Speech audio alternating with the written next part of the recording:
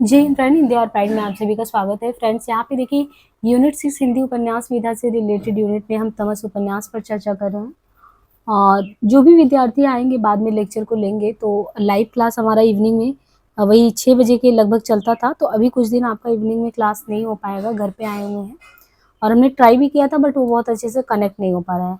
लेकिन आप लोगों की पढ़ाई किसी भी प्रकार से बाधित ना हो, इसलिए हम प्रीमियर क्लास जो है 6 o'clock पे लगा देंगे। आप बिल्कुल यही समझिएगा कि जैसे आपसे इंटरेक्ट करते थे लाइव क्लास में, सेम वही क्लासेज यहाँ भी चल रहा है ना। और आप एक कॉपी और पेन दोनों लेके बैठिएगा। हम चाहते हैं कि जो भी क्लासेज आपको मिले, अगर आप एक उपन्यास में 16 से 17 घंटा दे रहे हो, तो आपका बहुत अच्छा नोट्स एक आपके हाथ में हो। ठीक है, हम तो नोट्स पे काम कर ही रहे हैं, इन फ्यूचर ज़रूर कोशिश करेंगे कि आप तक सब तक बहुत अच्छा नोट्स पहुँचे। लेकिन मेरी तरफ से है कि आप मेरे क्लास में इंटरेक्ट करें, समझ में आपको चीज़ें आए, वेस्ट ना जाए वो चीज़ें। ठीक है, और बहुत ही गंभीरता से इनका अध्ययन चिंतन मनन करें, क्योंकि एनटीए के क्वेश्चन के पैटर्न को आप लोग समझ पा रहे होंगे। तो अपने को छल में नहीं रखना है। 15-16 घंटे की चीज़ को आधे घंटे में कोई करवा रहा है, तो अपने अंतर मन से पूछिए कि क्या हम सही कर रहे हैं। मेरी तरफ से ये इस दिशा में छोटा सा प्रयास है। बाकी आप लोग काफ़ी समझदार हैं, तो अभी तो लोग समझ भी पा रहे हैं हमको। और अपनी प्रक्रिया उपन्यास खत्म होने के बाद ज़रूर एक लाइन लिखें कि हाँ, ये चीज़ें मुझे सच में बहुत ज़्यादा सहयोग दे रही हैं। और बाकी कुछ स्टूडेंट पूछ रहे थे मेरा कोई पेड क्लास वगैरह है, तो ये नंबर है। आपको कोई भी क्वेरी हो, बस ये ध्यान रखिएगा कि इस पे ना मैसेज करिएगा, है ना, कॉल मत करिएगा। अकेले हम सारा चीज़ मैनेज करते तो वो हो नहीं पाता है। अब यहाँ पे देखिए, जो हमारा उपन्यास था, याद हो आप लोगों को, तो पिछला क्लास जो 7th यानी 7वां नंबर का था अध्याय, उसमें हमने क्या देखा था कि भीष्म मसानी ये जो सांप्रदायिक आधार पे लेके ये जो विभाजन को केंद्र में रख के उपन्यास लिखा है, तो इसके पिछले क्लास में 7th नंबर वाले क्लास में आप देख रहे थे कि कैसे ये घटना नत्थू के जो सुगर मार के केले वाली मस्जिद के सामने फेंकने से ये घटना शुरू हुआ और ये सांप्रदायिक रूप लेता गया। और इसमें फूट डालो राज करो की नीति के तहत रिचर्ड थे यानी असिस्टेंट कमिश्नर, उन लोगों ने भरपूर प्रयास किया कि लोगों के बीच में आपसी झगड़ा कलह भेद हो। तो फिर यहाँ पे जो मुस्लिम प्रतिनिधि थे, हिंदू प्रतिनिधि, वो दोनों लोग कमेटी जो है, अलग अलग कमेटियां जो है रिचर्ड के यहाँ जाके मिलती हैं कि भाई हमारे यहाँ शहर में ऐसे ऐसे दंगे फसाद हो रहे, अमन शांति कायम होना चाहिए। तो पिछला जो 7वां अध्याय था, यहाँ तक आपने कर लिया था। अब नेक्स्ट आपका 8वां अध्याय है और यहाँ से ये शुरू होता है। अब कहते हैं कि मान लो जैसे अपने अपने मोहल्ले में जाके देखिए, तो ऐसे मान लीजिए मोहल्ले के बीच गली हो या बीच में ऐसे चौक बना हो, चौक पे कोई मतलब कि ऐसे आपके साथ बड़ा सा दीवाला हो, घड़ी लगा हो और अलग अलग दुकानें हो। और अलग अलग दुकानों पे चाहे हिंदू है मुस्लिम है, हर एक दुकान पे आप देखोगे सबका काम बटा है। कोई कपड़े का दुकान है, मुस्लिम का जूतों का दुकान है, मोटर लारियों का अगर देखें तो मुसलमानों के हाथ में। तो यहाँ पे बोला गया कि उस गली में अगर आप जाते हो तो आपको सारी दुकान जो है अलग अलग बटे दिखते हैं। हिंदुओं की ज़्यादातर दुकानें वहाँ पे, लेकिन जो जूतों की दुकान है मुस्लिम की है, मोटर लारियों का सब काम मुस्लिम के हाथ में। आपको देखिए जैसे एनटीए क्वेश्चन ये भी पूछ ले रहा है कि जूतों की दुकान किसकी है। इतनी बारीकी से काम करने की ज़रूरत है। तो आप अपने ऑप्शन नोट में भी लिख लेंगे, सिर्फ लिख दे जूता और फिर किसकी दुकान है, या कपड़े की दुकान हिंदू की है ना। ये चीज़ आपको ध्यान रखना है। पहले ऐसे नहीं पढ़ना होता था, लेकिन अभी जिस तरीके से 2023 से क्वेश्चन पूछ रहा है, हमें बहुत बारीकी से काम करने की ज़रूरत है। फिर कहते हैं कि अनाज का काम किसके हाथ में, हिंदू के हाथ में। मोटर लारी का काम मुसलमान। तो देखिए यहाँ पे हिंदू और मुस्लिम दोनों के काम को विभक्त कर दिया गया है। अब कहते हैं कि मान लो ये आपका चौक है, यहाँ पे ऐसे शिवाले का बाजार है और शिवाले का बाजार इतना चमक धमक जैसे दुल्हन सजी होती, बिल्कुल ऐसा लग रहा है। वैसे ही रौनक थी, कोई कह ही नहीं सकता था कि कहाँ से कोई तनाव होने वाला है। सोनारों की दुकान पर भी अनेक बुरके वाली गांव की औरतें वही चांदी वगैरह ले रही थी। और मतलब एक जैसे चहल पहल होता, किसी को नहीं पता कि अगले पल कौन सा खतरा मंडरा रहा है, क्या चीज़ होगा, सांप्रदायिक दंगा होगा, लोग भाई भाई आपस में मरेंगे कटेंगे। ये तो बिल्कुल आप बाजार का अंदाजा दे के लगा ही नहीं सकते। जैसे किसी स्वस्थ आदमी को देख के, मतलब हिस्ट पुष्ट को देख के आप नहीं लगा सकते उसके अंतर में भी कितनी गहराइयाँ हैं, कितने दुख चल रहे हैं। बिल्कुल वैसा ही है कि रौनक इतना ज़्यादा है बाजार में, कोई सोच भी नहीं सकता कि अगले पल वहाँ पे मारकाट होने वाला है। और कहते हैं यहाँ पे जो एक हकीम लाभराम की दुकान है, तो हकीम लाभराम की दुकान के सामने दवाई कूटने वाले 2 कश्मीरी मुसलमान नाक मुंह लपेटे दौरी में दवाइयाँ कूट रहे थे। कुबड़े हलवाई की दुकान है, उस पर लगभग रोज जैसी ही भीड़ दिख रही थी। खोमचे वाला संतराम आज भी ठीक 1 बजे अपनी हाथगाड़ी धीरे धीरे चलाता हुआ आ रहा था। सराफू का बाजार लाकर शिवाले के बाजार में आ गया था और रोज के मुताबिक दर्जी खुदाबख्श और उसके 2 भाइयों के लिए आधी आधी छटाक हलवे के 3 पत्ते बनाकर भेज रहा था। यानी यहाँ पे हकीम लबराम के बारे में बताया गया, 2 कश्मीरी मुसलमान के बारे में बताया गया, कुबड़े हलवाई के बारे में बताया गया, खोमचे वाले संतराम के बारे में बताया गया और एक दर्जी नाम दर्जी है खुदाबख्श। इतने नाम आ रहे हैं, इनको ध्यान रखिएगा। अब कहते हैं कि ये सब देख के ऐसा लग रहा कि वातावरण में पूरा स्थिरता है और सुबह की घटना से पैदा होने वाला तनाव कुछ दब गया। सुबह याद होगा आपको घटना में क्या हुआ था। नत्थू ने जो सुअर मारा था उसको केले वाली मस्जिद के सामने फेंक दिया गया था और गाय के संबंध में कहा गया था कि जो गाय है उसको भी मारा गया है। लेकिन उसकी बात उतनी ज्यादा खुल के नहीं, मतलब हिंदू और मुस्लिम में सुबह सुबह ही हो गया था कि क्लेश मच गया था। तो कहते हैं कि वातावरण सुबह में तो देखा तो ऐसा लग रहा बहुत गंभीर है, बहुत डरावना सा लग रहा था। लेकिन सुबह की घटना से जो पैदा होने वाला तनाव था कुछ दब गया था, कुछ बिखर भी गया था। सड़कों पर चहल-पहल थी। खुदाबख्श की दुकान के सामने गली के सिर पर कमेटी का कारिंदा सीढ़ी लगाकर दीवार में लगे लैंप की चिमनी साफ कर रहा था और लैंप में तेल डाल रहा था। नगर का कार्यकलाप फिर से जैसे किसी संगीत की लय पर चलने लगा। जब इब्राहिम मित्र फरोश कंधों और पीठ पर तरह तरह की बोतलें लटकाए एक गली से दूसरी गली, ये तो फुलेल की आवाज लगातार अपनी स्थिर चाल से गुजरता जाता था, तो लगता नगर की इस धुन पर उसके पांव उठ रहे हैं। तो यहाँ पे एक नाम आया है इब्राहिम मित्र फरोश को। इसको ध्यान रखिएगा कि कौन है जो इत्र फरोश का काम करता है। इब्राहिम करता है, ऐसे क्वेश्चन पूछ लिए जाते हैं। फिर ये कहते हैं कि आप देखो दूसरी गली इत्र फुलेल की आवाज लगाता अपनी स्थिर चाल से गुजरता जाता, तो लगता नगर की इस धुन पर उसके पांव उठ रहे हैं। इसी धुन पर औरतें अपने घड़े लेकर गली के नल पर जाती, इसी धुन के लय पर सड़कों पर तांगे चलते, इसी धुन पर बच्चे स्कूल जाते। मतलब ऐसा लग ही नहीं रहा था कि वहाँ पे बहुत भयावह स्थिति होने वाला है। शहर का सारा व्यापार जैसे मीठी सहज धुन पर प्रतिदिन चलता था वैसा आज भी लग रहा है। लगता है इसकी एक कड़ी टूटेगी तो साज के सारे तार टूट जाएंगे। या यूं कह सकते हो कि शहर की सभी क्रियाएं मिलकर किसी सतत संगीत का निर्माण कर रही हैं, जो शहर के दिल की धड़कन के साथ साथ बजता जाता है। शहर में लोग जवान होते थे तो इसी लय पर, बूढ़े होते तो इसी लय पर, इसी पर पीढ़ियां अपना जीवन व्यतीत करती हुई चली जाती है। आप इसे संगीत कह लीजिए या नाजुक सा संतुलन, जिसमें व्यक्तियों के आपसी रिश्ते, जनसमूहों के आपसी रिश्ते एक विशेष धारा पर स्थिर हो चुके थे। ये तो नहीं कहा जा सकता कि शहर के जीवन में लहरें नहीं उठती। कांग्रेस के आंदोलन चलते तो जबरदस्त लहरें उठती थी। हर साल गुरु पर्व के अवसर पर सिखों का जुलूस भी निकलता था तो शहर में तनाव आ जाता। जामा मस्जिद के सामने से जुलूस बाजा बजाता हुआ निकलेगा या नहीं, उस पर पथराव होगा या नहीं, मुसलमानों के ताजिए निकलते और छातियां पीटते, या हुसैन बोलते पसीने से तर मुसलमानों की मंडलियां निकलती, तब भी शहर में तनाव आ जाता। पर इसके बाद तनाव ढीला भी पड़ जाता और जनसाधारण के जीवन की गति फिर से इसी लय पर चलने लगती। फिर से वातावरण में स्निग्धता आ जाती, फिर से लोग हंस खेल कर दिन बिताने लगते। दर्जी खुदाबख्श की दुकान पर सरदार हकीम सिंह की पत्नी उलाना दे रही थी। वे बख्शियां तो कपड़े की 10 भरसे या फेरे पवा दे रहे, कभी हमारे कपड़े भी सी कर दे या रोज तेरी दुकान की चक्करी में मारती फिरो। खुदाबख्श मुस्कुरा दिया। शहर की सभी इंदवाड़ियां सुंदरानियां, विशेषकर खाते पीते घरों की औरतें उसे बक्सा ही कहकर पुकारती थी। बक्से की दुकान पर शादी के लिए सिले जाने वाले कपड़ों का ढेर लगा रहता। जद मैं कहता रिया बीबी भेजो कपड़े, भेजो कपड़े, तो ऐसा कुछ ना खरीदता। तो यहाँ पे एक जो होती हैं खुदाबख्श होते हैं उनकी दुकान पे एक सरदारनी आती हैं और सरदारनी जो है इनको क्या सब कहते थे, औरतें उन्हें बक्सा कहते थे, यानी खुदाबख्श जो सिलाई करते थे। तो कहती हैं कि देखो मैं डेली डेली कपड़े देती हूँ, जब मैं कहती मतलब कि देती हूँ तो तुम टाइम पे कपड़े देते नहीं।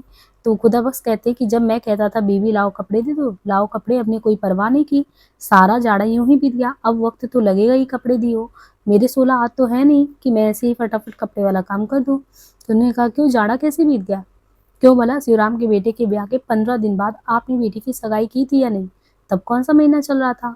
हकीम सिंह की पत्नी इतने पे हंसने लगी। हाँ भाई तू तो सब जानता है, बोल बेटी का सूट कब देगा हमको? तो उसने कहा कारज का, यानी कारज कब है, यानी कितना देर क्यों हो रहा है, समय से ले लेना। तो उन्होंने कहा नहीं वाजी, बेटी की सगाई का दिन इसे याद है, ब्याह का दिन है पता ही नहीं है। तो जो सरदारनी है कहीं कि बताओ तुम्हें पता भी है हमारी बेटी विद्या का शादी कब है? अरे जब शादी हो गई इससे पहले ही तो तुम सूट सिल के दोगे, नहीं तो नहीं दोगे। देखिए ये इसी माहौल में इसलिए बात बताया जा रहा है कि जो सरदारनी है खुदाबख्श से बात जो कर रही है उसमें आपको एक चीज देखना है कि जहाँ पे आज कल दंगा होने वाला है, लोग एक दूसरे को मारने काटने वाले हैं, आज उसी में कितना सुरम्य वातावरण है। सब एक दूसरे को प्रेम करते हैं, ना कोई सिख है, ना कोई ईसाई है, ना मुस्लिम है, किसी का कोई धर्म नहीं है। सब धर्म के केंद्र में बस इंसान है और उसी इंसानियत के नाते इतने प्रेम भाव से बातचीत कर रहे हैं। लेकिन अभी इसी खुदाबख्श को देखिएगा कि इसके चेहरे पे कैसे 12 बजे होते हैं और जो सिख समुदाय है जैसे ही खतरे की घंटी बजती है लोग कितना डर जाते हैं। इस गंभीरता को महसूस करने की बात है कि जब सांप्रदायिक दंगा इस तरीके से फैला होगा, आप इमेजिन कर सकते हैं उस समय वक्त क्या होगा कि जो कल अपनी गली में एक दूसरे के घर में सब आसपास बड़े प्रेम से बोल रहे होते हैं। ये चीज़ आपने झूठा सच उपन्यास में भी महसूस किया होगा कि आपके घर का पड़ोसी चाहे वो हिंदू हो, मुस्लिम हो, सिख हो, कोई भी हो, आप जिससे कल तक बहुत आत्मीयता था, खाने का रोटी बेटी जैसा संबंध टाइप में हो, और फिर अचानक आपको लगता है कि दूसरे दिन पता लगा कि वो जो है आपको मारने के लिए खड़ा है सामने। यही स्थिति आपका तमस उपन्यास भी दिखाता है, यही स्थिति आपको झूठा सच उपन्यास दिखाता है। झूठा सच में भी देखते हैं पूरे गली मोहल्ले में जितने लोग रह रहे होते हैं, पूरा लाहौर में उनका अच्छा खासा बसाया होता है, लेकिन जैसे ही विभाजन होता है तो विभाजन में सारा चीज़ उनका एक-एक चीज़ वो रोटी-रोटी को मोहताज हो जाते हैं। और तमस में भी भीष्म साहनी जी ने वही चीज़ बताया है कि कितनी बढ़िया से वो संवाद इन लोगों के बीच चल रहा है कि कल वो कहते हैं कि बेटे का सूट दिया था और टाइम से तुम्हें देना चाहिए। तो खुदाबख्श भी जैसे होता है कि अपने गाँव में जिनका सम्मान करते हैं, जैसे भी बात करते हैं, वो इतने प्रेम से बात कर रहा था। उसने कहा कि वाजी बेटी की सगाई के दिन इसे याद है लेकिन ब्याह का है ही नहीं। तो उसने कहा कि खुदाबख्श ने कहा 25 को है ना, आज कौन सी तारीख है? 5 तारीख, ठीक है 20 दिन बाद तो दे ही दूंगा। इन्हें क्या पता कि 25 दिन में सारा उलट फेर होने वाला है। फिर कहते कि दे दूंगा। तो उन्होंने कहा नहीं बता कब देगा, क्योंकि ब्याह कारज वाला दिन है। ऐसे तू अभी तक तो चक्कर लगवाता था, मैं तुझे जानती नहीं हूँ। जैसे विद्या के ब्याह पर भी तूने, तो इन्होंने बताया कि जैसे विद्या थी, उनकी बेटी लड़की थी, और उनका जब विवाह हुआ था तो भी ऐसे उधर बारात आने वाली थी, इधर जर्री के सूट के लिए मैं बार बार तुम्हारे यहाँ भेज रही थी। और मेरा पहला वाला एक्सपीरियंस बताता, तुम समय से काम नहीं करते, जिसकी वजह से हमें जब हमारे घर पे काम रहे तो भी हमें चक्कर लगाना पड़ता है। तो खुदाबख्श कहता है वो अभी बात कर ही रही थी, तो उसके पीछे खुदाबख्श के पीछे से किसी ने बक्से की झोली में कपड़े का एक पुलिंदा और फेंका, क्योंकि उसका सिलाई का दुकान था और अच्छा खासा सिलता था गली में, तो लाइन लगा रहता था। उतने में किसी ने पीछे से एक जो है एक कपड़े का पुलिंदा फेंका, वो हरे रंग का रेशमी कपड़ा, साथ में तिल्ले का बॉर्डर भी था। बक्सिया कपड़े को माप लेना और ज़रूरत हो तो बुद्ध सिंह की दुकान से मेरा नाम लेकर ले लेना। तो यहाँ पे एक बुद्ध सिंह का जिक्र आया है और आपको इन गौड़ पात्रों को ध्यान रखना, क्योंकि आजकल ना जो एनटीए क्वेश्चन पूछ रहा हूँ मुख्य पात्र से नहीं पूछ रहा है। मुख्य पात्र तो कोई भी व्यक्ति गाइड में नाम दे देगा तो उससे आपका काम चलेगा। गौड़ पात्रों को ध्यान रखना, क्योंकि ये ऑप्शन में आपको गौड़ पात्र पूछता है। जैसे ये बुद्ध सिंह का पूछ लिया, तो एक महिला थी, वो बक्से ने कपड़े के मतलब उसकी दुकान पे और भी लोग रहते होंगे, तो एक महिला थी, बक्से ने कपड़े के एक कोने पर लब लगाकर उसे भिगो लिया, तो कान के पीछे खोसी पेंसिल निकाल कर कपड़े को आंक लिया और बगल वाली अलमारी में से डाल दिया। अलमारी ब्याह शादी के लिए सिलने वाले कपड़ों से भरी थी। तो उसने कहा, खुदाबख्श ने कहा दे दूंगा, मैं खुदा पर पहुंचाऊंगा, यानी मैं खुद तुम्हारे घर आ जाऊंगा सरदारनी जी, परेशान मत हो। तो उन्होंने कहा भाई तू बातें बहुत करता है, हमने पहले देख लिया था, अब की वक्त पर कपड़े नहीं दिए तो मैं तेरी दुकान पर कभी पैर भी नहीं रखूंगी। और इतने में कहते हैं कि वो किसकी, ऐसा एक चीज़ ये क्वेश्चन बन सकता है, जो सरदारनी कपड़े देने के लिए आई थी यानी विद्या की माँ, उनकी वो किनकी पत्नी थी, तो वो हकीम सिंह की पत्नी थी, ये ध्यान रखना है। अब औरतें चली गई तो खुदाबख्श की नज़र जो है शिवालय की दीवार पड़ी। ये हमने ऐसे बताया था कि मान लो ये आपका मार्केट है और मार्केट में ऐसे बीचों बीच जैसे होता नहीं, जैसे लखनऊ में हम देखें तो ऐसे घंटा घर है बीच में बड़ा सा, ऐसे ही आप देखिए फिर चारों तरफ दुकान है, दुकानों पे रौनकें हैं। तो मान लो यहाँ पे दर्जी खुदाबख्श का दुकान है। अब यहाँ पे बातचीत चल रही थी सरदारनी से, जस्ट इनका ध्यान गया इस शिवालय पे। और शिवालय भी जो है एक ऐतिहासिक ये जुड़ा हुआ है कि 1926 में कभी युद्ध वगैरह हुआ था, बहुत भयानक दृश्य हुआ था। तो ये हुआ था शिवालय पे एक वो लगा दिया गया था कि कभी भी खतरे की घंटी बजे तो पूरा शहर अलर्ट हो जाए। अच्छा, आज जब ये बैठे-बैठे जैसे वो गए, तो जैसे ही वो गए खुदाबख्श गए ना, तो उसका जो ध्यान था ना वो शिवालय पे चला गया। तो औरत चली गई तो खुदाबख्श की नज़र शिवालय की दीवार पे पड़ी। कोई आदमी उस पर शिवालय पे चढ़ा हुआ था। उसने सोचा आज इतने दिन बाद शिवालय पे कब चढ़ा। और अच्छा ये ध्यान रखिए कि जैसे बहुत बचपन की बात है, बहुत पहले मतलब 20-25 साल की बात है। तब खुदाबख्श देखा था कि ये 26 के दौर में लगवाया गया था और 26 से कल्पना करिए 47 में देश आज़ाद, मतलब 30 से 40 साल लगभग बीत चुके हैं। अचानक वो देख रहा है कि कोई शिवालय पे चढ़ा है, तो उसको अंदर से फील हुआ कि आज क्या हो गया, इतने दिन बाद तो शिवालय की घंटी बजी नहीं, कोई चढ़ा कैसे है। तो उसकी नज़र जो है शिवालय की दीवार पर पड़ी, कोई आदमी उस पर चढ़ा हुआ था। खुदाबख्श ने ध्यान से देखा और गोरखा चौकीदार वहाँ पे था। तो ये नाम ध्यान रखना कि शिवालय पे चढ़ा कौन था, उसका नाम था गोरखा चौकीदार। पर वो गोरखा चौकीदार वहाँ पे क्या कर रहा था, दीवार के पीछे शहर का पुराना मंदिर था। अब आपको ये भी इमेजिन करना है कि जिस पर ये गोरखा जो चौकीदार चढ़ा है, ऐसे मान लीजिए कि ये दीवार है, दीवार के पीछे जो एक मंदिर है और मंदिर पे एक कलश लगा है और कलश बहुत दूर से दिखता है, चमक रहता है। और वो घड़ियाले को जो है वहाँ पे जो मंदिर है उस पर घड़ियाल लगा है, वो घड़ियाल को साफ करा था। इसका मतलब ऐसा लग रहा था बहुत दिन से घड़ियाल बंद पड़ा था, लेकिन अभी क्योंकि सांप्रदायिक दंगा फैलने का आस था तो ऐसा लग रहा था कि उस घड़ी को बनवा लिया जाए। खुदाबख्श अपने सिलाई की दुकान पे बैठा था, तो जो भी और लोग काम कर रहे थे अपने कारिंदे से कहा, वहाँ पे बैठे-बैठे काम कर रहे थे, उसने कहा देखो घड़ियाल दुरुस्त किया जा रहा है। तो कारिंदे ने कहा या अल्लाह। खुदाबख्श के मुँह से निकला कि हाँ, लगता है कि शहर में फसाद का डर है। फिर दोनों चुप हो गए। सन 26 की फिसाद के बाद ये घड़ियाल लगाया गया था। तब से अब तक उसकी चमक बहुत कुछ जाती रही थी।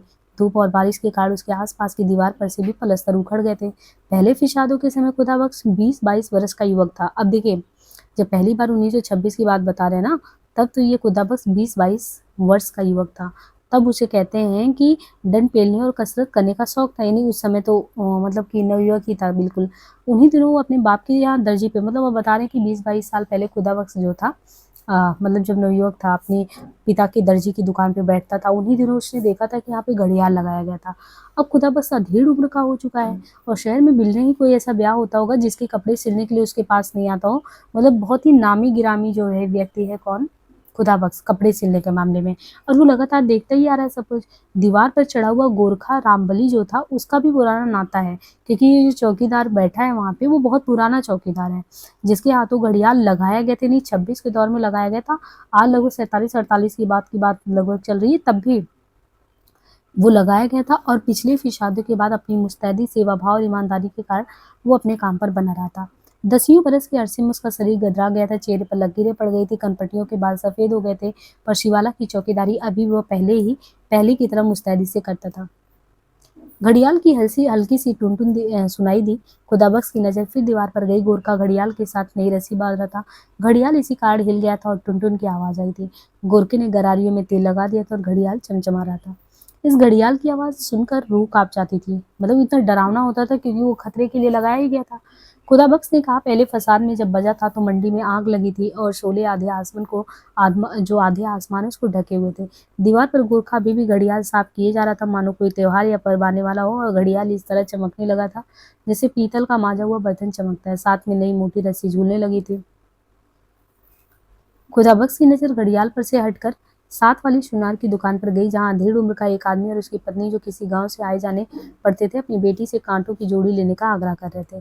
तो मतलब अब बता रहे हैं कि पूरे बाजार में एक ऐसा भी जो है देखेंगे तो नजरिया था कि नजरिया बाजार में ऐसी रौनक थी कि जैसे कोई सामान वगैरह खरीद फरोख्त करने आया हो, तो एक व्यक्ति अपनी पत्नी के साथ आया होता है और अपनी बेटी से कहता है कि कांटों, यानी कांटों की जोड़ी ले लो। तो वो, उसके पिता भी कहते हैं, माता भी कहती है, तुझे पसंद है तो ले ले और थोड़ा जल्दी कर, क्योंकि हमें गाँव भी लौटना है, बहुत काम है। और बेटी जो है, उसकी आंखें चमक रही थी, वो बार बार कांटों को कान के पास ले जाती है और शर्माकर अपनी माँ को दिखाने लगती है। कैसे लगते हैं माँ? लजाती सकुचाती होती, निश्चय ही नहीं कर पा रही थी कि कांटों की जोड़ी से फपती है या नहीं, वो उन्हें खरीदे या नहीं खरीदे। खुदाबख्श की नजर फिर एक बार मंदिर की दीवार की ओर उठी तो बूढ़ा चौकीदार दीवार पर से उतर रहा था और चमचमाती घड़ियाल से लगी रस्सी दीवार के ऊपर झूल रही थी। खुदाबख्श के मुंह से फिर एक बार या अल्लाह निकला और उसने मुंह फेर लिया। उधर फजलदीन नानबाई, ये ध्यान रखना आपको, फजलदीन नानबाई। उधर फजलदीन नानबाई की दुकान पर मजलिस जमी थी। ढलती दोपहर के वक्त काम मंदा पड़ जाने पर आसपास के यार दोस्त बतियाने आ जाते थे। हुक्के के दौर में दीन दुनिया की बातें चलती। बातों का सिलसिला शुरू हुआ तो उसी घटना से हुआ आज शहर में चर्चा का विषय बनी हुई थी। मगर बातों में से बात निकल गई और उसे नुक्ते पर जा पहुंची, जहां बूढ़ा करीम खान ये कहने लगा कि हकीमों के मन की थाप पानी आम आदमी के बस का नहीं होता। हकीम दूर की सोचता है, उसके हर फेल के पीछे दूरअंदेशी पाई जाती। जो कुछ वो देखता है उसे आम इंसान देख नहीं पाता। मूसा ने एक दिन खिजर से कहा, करीम खान कह रहा था कि तुम मुझे अपना सागिर्द बना लो। सुन जिलानी सुन, बड़ा सबक आमोज किस्सा है। मूसा छोटा था और मूसा खुद पैगंबर बनना चाहता था। अब ये पैगंबर बना नहीं था, मगर चाहता था बहुत। खिजर तो पहले ही पैगंबर था, समझे, और उम्र में भी बड़ा। सब लोग उसकी बड़ी इज्जत करते थे। करीम खान कहे जा रहा था, उसकी छोटी छोटी आंखें सारा वक्त मुस्कुराती भी रहती और जब हंसता तो अपनी जानों पर चपत मारता, जिस पर आसपास बैठे सभी लोग मुस्कुराने लगते। तो एक दिन मूसा ने खिजर से कहा, तुम मुझे अपना शागिर्द बना लो। खिजर ने कहा, अच्छी बात है, बना लेंगे, मगर एक शर्त पर। वो क्या? मूसा ने पूछा। शर्त ये है कि तुम बोलोगे नहीं, मैं कुछ भी करूँ, तुम अपना मुंह बंद रखोगे। मूसा ने कहा, ठीक है, मंजूर है। तो खिजर ने उसे, एक यहाँ पे कहानी टाइप में बताया जा रहा है मूसा और जो है खिजर के संबंध के बारे में। तो हाँ, अब खिजर उसे सिखाना चाहता है। देखिए खिजर क्या सिखाना चाहता है।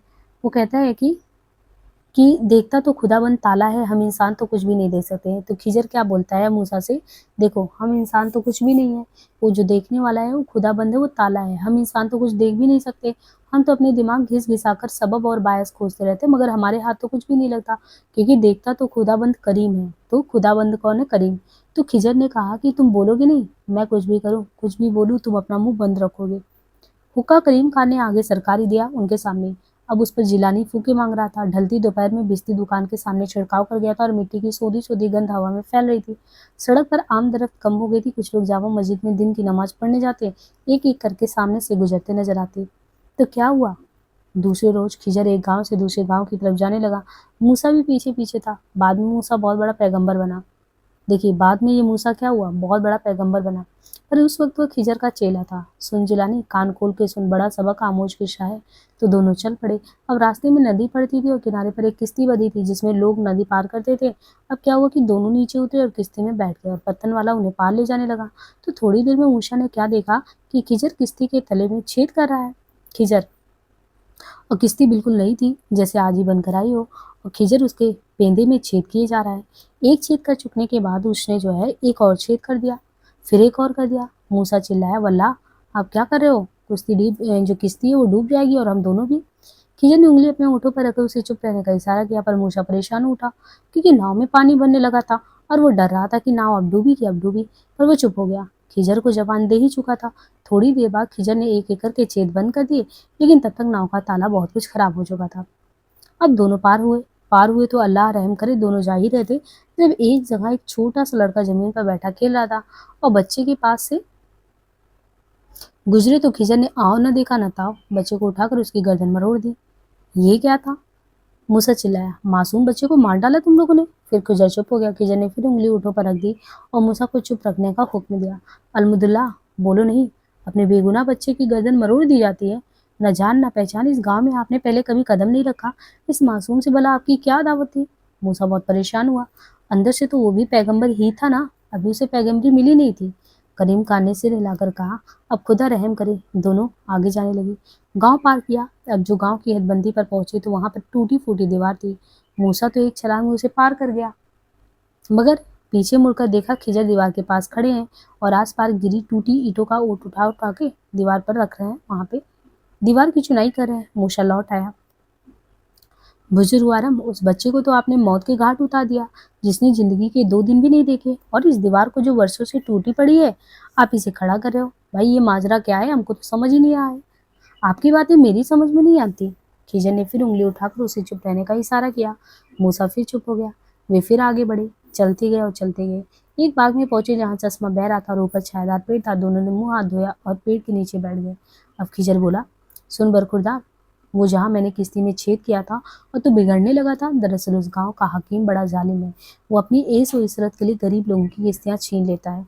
मैंने सोचा उस नाव में छेद कर दूं तो हकीम के आदमी इसे उठाएंगे नहीं, उसे वहीं छोड़ जाएंगे और पत्तन वाले का रोजगार तो बना ही रहेगा।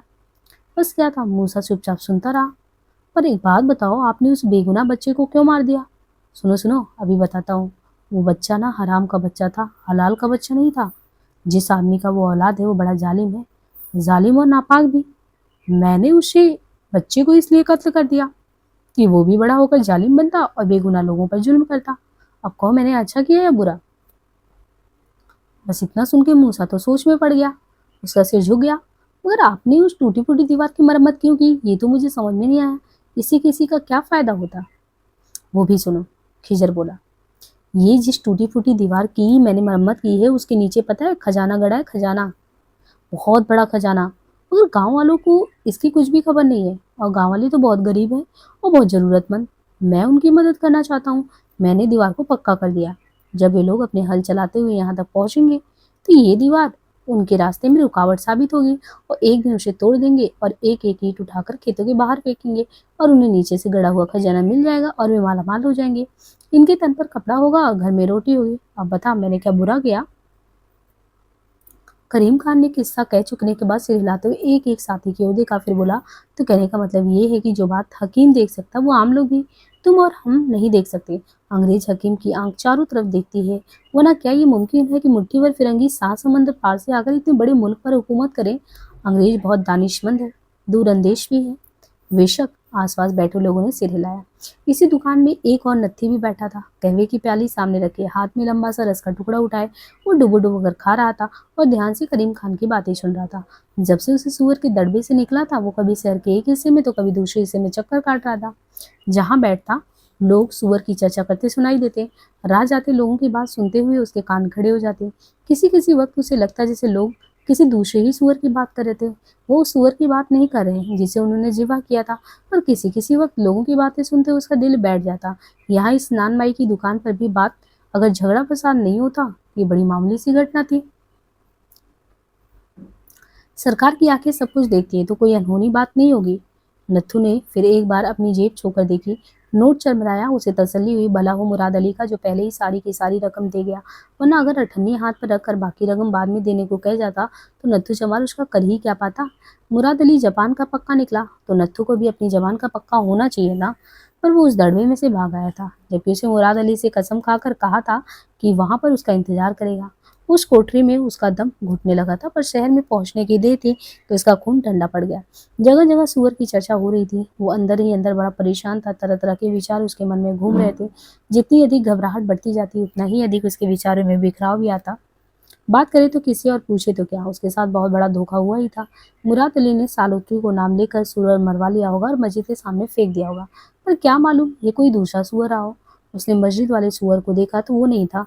उसका मन बार बार बेचैन उठा। अगर ये वही सूअर हुआ तो फिर क्या होगा? अगर लोगों को पता चल जाए कि उसी ने सूअर मारा था तो क्या होगा?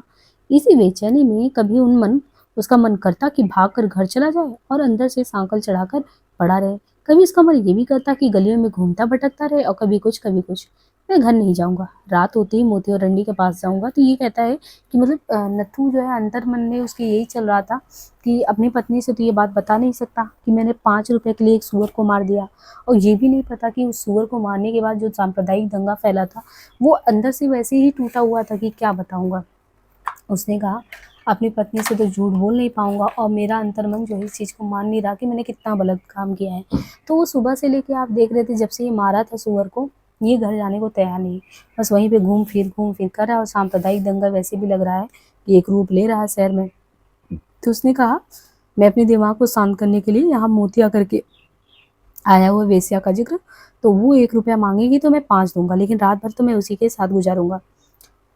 पर सड़कों की खाक दिन भर छानते रहने के बाद उसे अपनी पत्नी की याद सताने लगी। इस वक्त अपने घर में होता तो अपने साथी चमारों के साथ बैठकर चिलम पीता, दो बातें करता। नहीं, मैं अपने डेरे पर जाऊंगा, नहाऊंगा, कुर्ता बदलूंगा, घरवाली के पास बैठूंगा, जाते उसे बाहों में भर लूंगा। और ये मुराद अली, हाँ, ये मुराद अली का नाम लेने की जरूरत है ही नहीं, उसे कुछ भी नहीं बताएंगे। इन सारे घिनौने किस्से को जो रचने वाला था मुराद अली था। यानी 5 रुपया अगर उसने नहीं दिया होता और सूअर नहीं मरवाया होता तो आज मेरी ये कंडीशन थोड़ी होती। मोतिया के पास जाऊंगा तो कड़वा बोलेगी, मोतिया मतलब वही वेश्या के पास जाएगा तो कड़वा बोलेगी, बुरा भला कहेगी, घरवाली चुप रहने वाली औरत है। अब देखिए एक अंतर भी बताया गया कि वेश्या के पास जाएंगे तो कड़वा बोलेगी, बुरा भला कहेगी, लेकिन अपनी पत्नी के पास जाएगा तो चुप रहने वाली औरत है, ढाढ़स बंधाने वाली, सुख पहुंचाने वाली है। नतू ने मन ही मन में कहा 2 रुपया मोतिया को देने के बजाय घरवाली के लिए कुछ ले जाऊं। देखिए अंतर मन में कितने विरोध चलते हैं लोगों के। तो 2 रुपये मोतिया को देने के बजाय हम घरवाली के लिए ले जाएंगे, वो खुश भी हो जाएगी, कहेगी तुम क्यों लाए, मेरे पास तो सब कुछ है। वो कभी कुछ मांगती ही नहीं है। उसे लगा जैसे दूर बैठे वह भी अपनी बाहों में लिए हुए है, और उसके मन का सारा क्षोभ जो है निकल गया। दुख से छुटकारा पाने के लिए आदमी सबसे पहले एक औरत की तरफ ही मुड़ता है। ये पंक्ति देखिए, थोड़ा सा स्टेटमेंट में कहा गया है कि दुख से छुटकारा पाने के लिए आदमी सबसे पहले औरत की तरफ ही मुड़ता है। औरत की बाहों में लेने पर उसके सभी क्लेश मिट जाते हैं। उसे इस बात का विश्वास बना रहता है वो बड़े सब्र वाली औरत है, उसकी छातियों में प्यार भरा है। कहवा खाना धुएं से अटा पड़ा था। दुकान के बाहर 2 बेंच रखे थे जिन पर बोझा उठाने वाले मजदूर बैठे टीन की प्लेटों में खाना खा रहे थे। दाल की तस्तरी सामने रखी, बेंच के आर पार टांगे लटकाए नान तोड़े थे, और सड़क पर भिजती भीड़ से छिड़काव कर रहा था। तभी देर से ढोल बजने की सी आवाज आई। बाहर बैठे मजदूरों ने पीछे मुड़कर सड़क की ओर देखा। ढोल बजने की आवाज थी और बराबर नजदीक आती जा रही थी। कहवा के खाने अंदर लोग चुप हो गए। क्या है, किसी ने पूछा। मुनादी है, किसी ने जवाब दिया। इधर ही आ रही है। इतने में एक तांगा जिस पर कांग्रेस का झंडा लहराता था और तांगे के अंदर बैठा कोई आदमी ढोल पीट रहा था, लगभग नानभाई की दुकान के सामने ही आकर रुक गया। अगली सीट पर से एक आदमी उठकर खड़ा हो गया। तभी ढोल पीटना बंद हो गया और वो आदमी उठकर मुनादी करने लगा। वतन का फिक्र कर, ज्यादा मुसीबत आने वाली है, तेरी बर्बादियों के तचकारे हैं आसमानों में। साहिबान, आज शाम के 6 बजे गंजमंडी में जिला कांग्रेस कमेटी की तरफ से एक आम पब्लिक जलसा होगा जिसमें हिंदुस्तान की आज़ादी की जद्दोजहद में अंग्रेजी सरकार की फूट की नीति का पर्दाफाश किया जाएगा, और सारे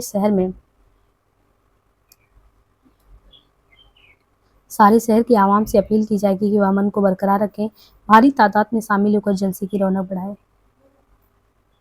तांगे की पिछली सीट पर जनरल ढोल थामे बैठा था। मुनादी कराने वाला शंकर था, जो मुनादी खत्म कर चुकने पर फिर से अपनी सीट पर बैठ गया था। ढोल फिर से बजने लगा और लहराती झंडे के साथ तांगा वहां से रवाना हो गया। तांगा जब दूर निकल गया तो एक मजदूर दूर से बोला, गजमंडी तो एक बाबू ने पंड चुकी आ रही सी, जे बाबू करड़ा हकुड़ आजादी आवड़ वाली है। मैं हंस के कहा, आवे आजादी बाबूजी।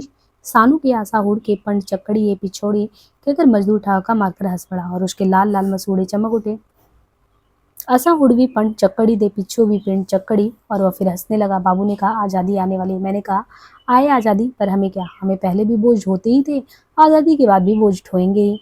तभी अब ये देखिए, ये स्टेटमेंट बहुत इंपॉर्टेंट है। मैं ये समझ के मान के चल रही हूँ कि जैसे आप लोग लाइव क्लास में मुझसे जुड़ते थे, वैसे आपको ये फील होना चाहिए कि हम बिल्कुल लाइव क्लास में आपसे जुड़े हैं, वैसे ही इंट्रैक्शन कर रहे हैं, वैसे ही चीज़ों को आपको बता रहे हैं। जैसे एक छोटे बच्चों को समझाया जाता है कि आप इनको ज़रूर लिखिए, ये क्वेश्चन आ सकता है इस तरीके से। तो आप ये समझिए कि उपन्यास को हम इंटरेस्टिंग वे में पढ़ा रहे हैं, लेकिन आपको साथ में ये भी बता रहे हैं किन पॉइंट्स को आपको लिखते चलना है। आप टाइम दे रहे हो, बहुत कीमती टाइम है, बर्बाद नहीं करना है उसको। जितने भी नाम आ रहे हैं, जितनी भी चीज़ें आ रही हैं, उनको प्लीज़ शॉर्ट नोट करें। इवन आप लोग शॉर्ट नोट करके मेरे ये नंबर है, इस पे मुझे भेजेंगे ना, तो भी मुझे बहुत खुशी होगी कि आप लोग मेरी बात को मान रहे हैं। अगर इस चीज़ को 10 भी बच्चा मानता रहा और फाइनल लिस्ट में उसका जब नाम आएगा, नेट क्रैक होगा JRF, और मुझे थोड़ा भी श्रेय देना चाहे, तो वो नोट्स बहुत इंपॉर्टेंट है आपके लिए, ये समझिए। तो कहते कि बाबू ने कहा, आज़ादी आने वाली है। मैंने कहा, आए आज़ादी, पर हमें क्या, हमें पहले भी बोझ होते थे, आज़ादी के बाद भी बोझ होंगे।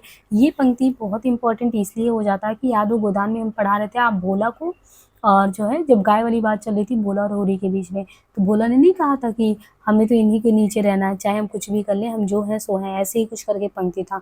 यहाँ भी देखिए वही बात है। तभी कहवा जो था, कहवा खाने के अंदर बैठा दाढ़ी वाला, अब जो कहवा खाना था उसके अंदर बैठा दाढ़ी वाला एक अधेड़ उम्र का आदमी था। उसने क्या बोला, वो आदमी पकड़ा गया या नहीं जिसने मस्जिद की तौहीन की थी? तो उसने कहा कि मस्जिद की तौहीन मतलब केले वाले मस्जिद के सामने सुअर मार के फेंका था जिसने। खंजीर का बच्चा, उसके हाथ पाँव में कीड़े पड़े। तो इसने गुस्से में कहा, तो कहा बहुत बुरा हुआ, कोई बुदबुदाया। नत्थू ने सुना। अजय, नत्थू वहीं पे बैठा था, ये सब सुन रहा था क्या हो रहा है, लेकिन बोल तो कुछ नहीं सकता था। नत्थू ने सुना और सिर से पांव तक सिहर उठा। फिर कोई और आदमी बोला, सुना है कोई गाय भी मारी गई है, गंदे नाले के पास कोई गाय मारकर फेंक दी गई है। ये भी बहुत बुरा हुआ। इस पर छोटी छोटी आंखों वाला हसमुख बुजुर्ग था, करीम खान। वो फिर से बायस करने लगा। कुरान शरीफ में फरमाया है कि इंसान की खेतियां मेरे हुक्म से खड़ी हैं, इंसान के सब इरादे मेरे हुक्म पर खड़े हैं। मेरा हुक्म नहीं होगा तो लहलाती खेतियां झुलस जाएंगी, मेरे हुक्म पर बाढ़ आएगी, शहरों के शहर तबाह हो जाएंगे। और बूढ़ी ने कहा, सभी कुछ मालिक के हाथ में है, इंसान के हाथ में कुछ भी नहीं। सब काम पाक परवरदिगार के हुक्म से होता है, उसका जो हुक्म होगा वही सब होगा।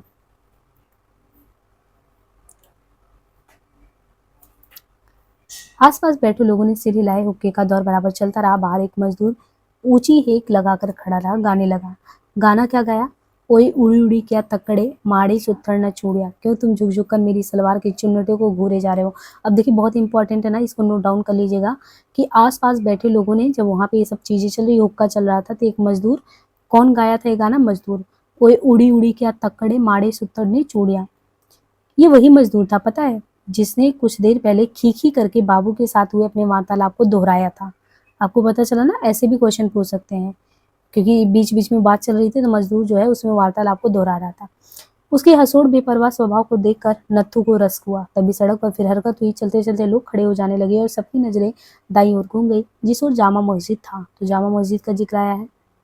पीर साहिब तशरीफ लाए हैं। कौन? पीर साहिब। गोलरा शरीफ के पीर आए हैं। तो जामा मस्जिद पीर शरीफ तशरीफ लाए, गोलरा शरीफ के पीर आए हैं। अब सड़कों पर खड़े किसी आदमी ने नानबाई से कहा और दिल पर हाथ रखे पीर साहिब का राह देखने लगे। नानबाई भी उठकर खड़ा हो गया और तभी कहवा खाने के अंदर बैठे सभी लोग बाहर आ गए और सड़क पर जैसे पलके बिछाए पीर साहिब की आमद का इंतजार होने लगा। एक कतावर दाढ़ी वाला व्यक्ति नामुदार हुआ, लंबा काला कुर्ता, गले में बड़े बड़े मड़कों वाले 3-4 हार, पगड़ी के पीछे गर्दन पर गिरते हुए लंबे बाल, हाथ में तस्बीह, चौड़े गोरे चेहरे से नूर बरस रहा था। दाएं बाएं और पीछे बहुत से मुरीद चले आ रहे थे। नानबाई बढ़कर आगे आ गया और सिर झुका जानू पर हाथ रखकर सड़क के बीचों बीच खड़ा हो गया। पीर साहिब ने अपना बायां हाथ आगे बढ़ाया। नान भाई ने उसे झुककर आंखों से चूमा, फिर अपना दायां हाथ दिल पर रखे पहले की तरह आंखें की ओर दोनों हाथ बांधे चुका चुका खड़ा रहा। पीर साहिब ने हाथ तनिक ऊपर उठाया और बिना कुछ बोले आगे बढ़ गए। बारी बारी से सड़क पर खड़े लगभग सभी आदमी उनके पास गए। सभी ने अपनी आंखों से पीर साहिब के हाथ चूमे। सभी को पीर साहिब ने दुआ दी। बहुत पहुंचे हुए पीर हैं। नान भाई ने अपनी जगह पर लौटते हुए कहा ये बात। वल्लाह चेहरे पर कितना जलाल है, परेशानी से नूर बरसता है। और लोग भी लौट आए थे। कुछ लोग वहीं से अपने अपने घरों की ओर चले गए। कवा खाने में पीर साहिब की चर्चा चल पड़ी थी। बहुत पहुंचे हुए हैं, दिल की बात पूछ लेते हैं, नान भाई कहे जा रहे थे। फिर वह तख्त पर बैठे अंदर की ओर मुंह करके बोला, मैं एक बार जियारत करने गोलरा शरीफ गया था। फिर साहिब के हुजूर में पहुंचा तो मुझे देखकर ये कहने लगे, कुछ दाने उठा लो, देखते क्या हो। सामने गेहूं के दाने का ढेर लगा था। मैंने यूं ही झुककर मुट्ठी में कुछ दाने उठा लिए। इस पर पीर साहिब ने फरमाया, बस सिर्फ 170 देना, ज्यादा उठा लेता। मैं हक्का बक्का वहीं बैठकर दाने गिनने लगा। पूरे 170 दाने थे।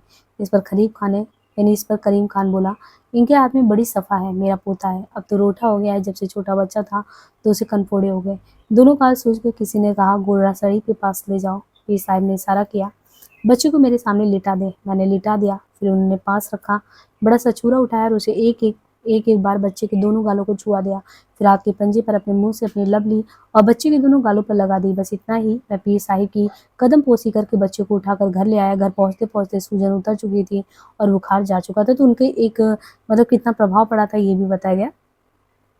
पीरों दस्तगीरों के हाथ में सफ़ा होती है। उधर मसियाड़ी के पास बाबा रोड़ा बैठते हैं, उसके हाथ में भी बड़ा सफ़ा है।